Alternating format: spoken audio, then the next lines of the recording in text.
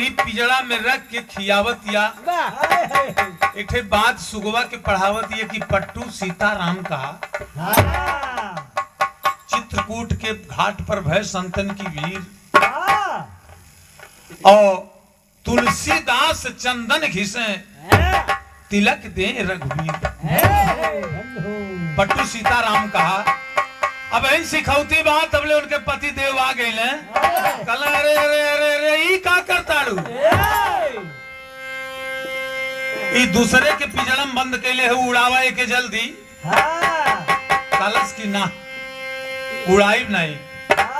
कल काहे ना उड़ेबू तब बतावे लगल का बतावे लगल कि ही से प्रारंभ भाई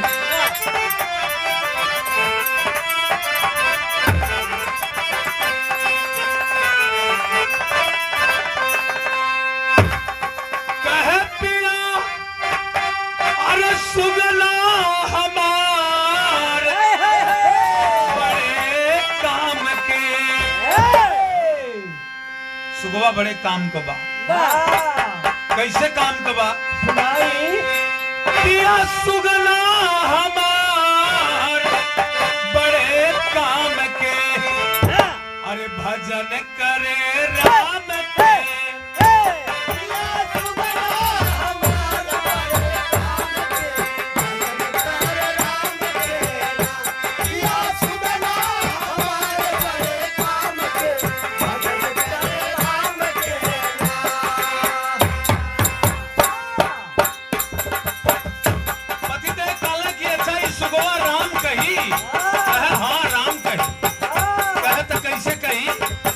बतावे लगल का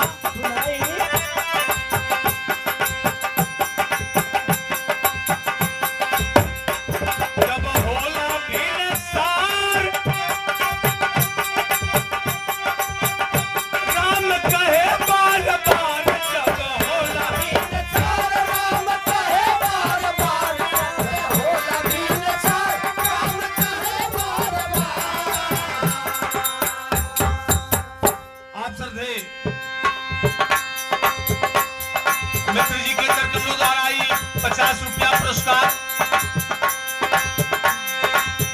बार-बार नमस्कार आशीर्वाद की कामना बतावल गई का जब होला भीड़ सार सुबह भजे राम